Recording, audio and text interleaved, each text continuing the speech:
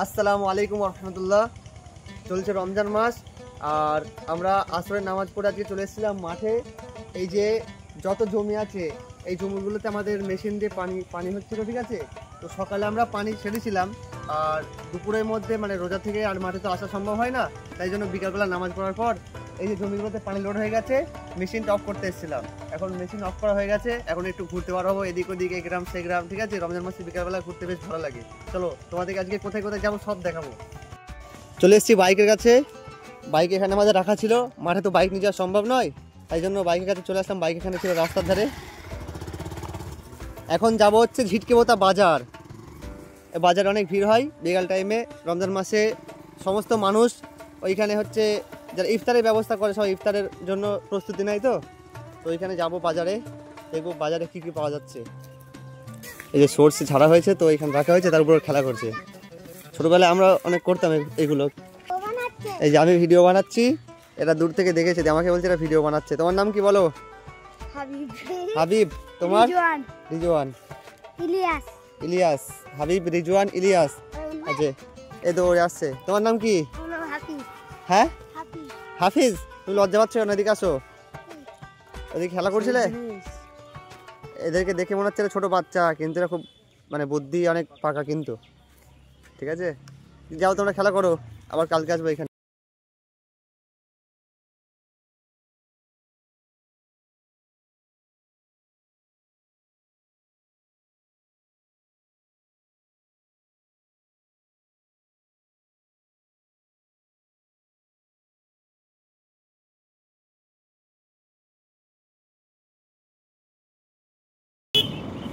তবে গ্রাম এলাকার একটা সব থেকে বড় সমস্যা হচ্ছে, তোমার সামনে কুকুর, শেয়াল বা বিড়াল আসবেই আসবে।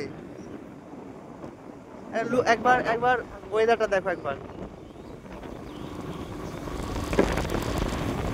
মানে ক্যামেরার মধ্যে হয়তো আমি ভালো করে দেখাতে পারছি না।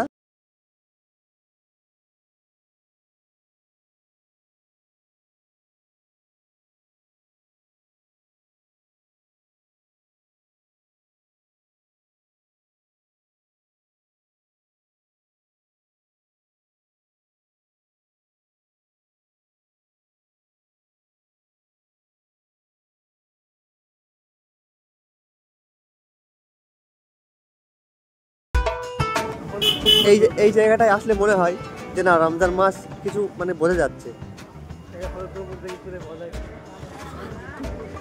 তরমুজে সব লাল দেখছি।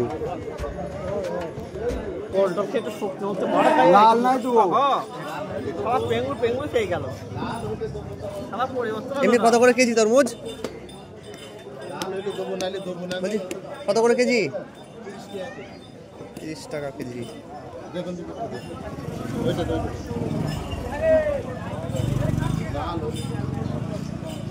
কাটাটা এদিকে কাটো, একটু দেখাও।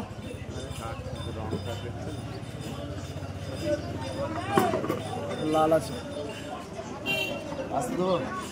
দেখি দেখি লালটা দেখি। ওই বড়টা দেখি, বড়টা কত টাকা?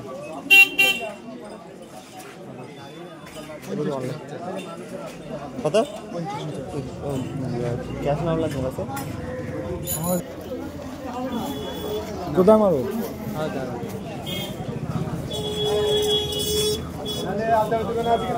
নিয়ে নিচ্ছি তরমুজ। ঠিকই বলেছি, দেখা যাক।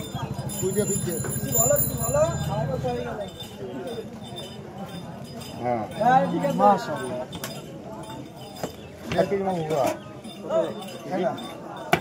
দিয়ে দাও, একটু বেশি বেশি দিয়ে দাও, থাক, ছেড়ে দাও।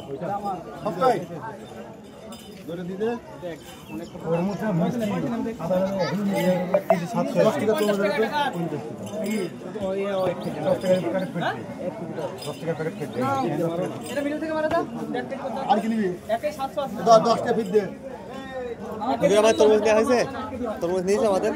কই আমার তরমুজ? আমাদের তরমুজের থেকে ওখানে তরমুজ লাল বেশি মনে হলো।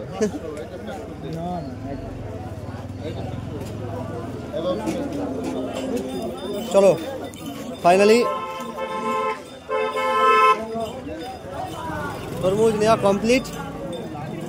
সত্যি কথা বলতে, একটা সত্যি কথা বলি, এতক্ষণ কেউ জানতো না, আমার তরমুজ নেওয়ার কোনো প্ল্যানই ছিল না। আমরা প্ল্যান করেছিলাম হলুদ কালার তরমুজ নেবো, ঠিক আছে।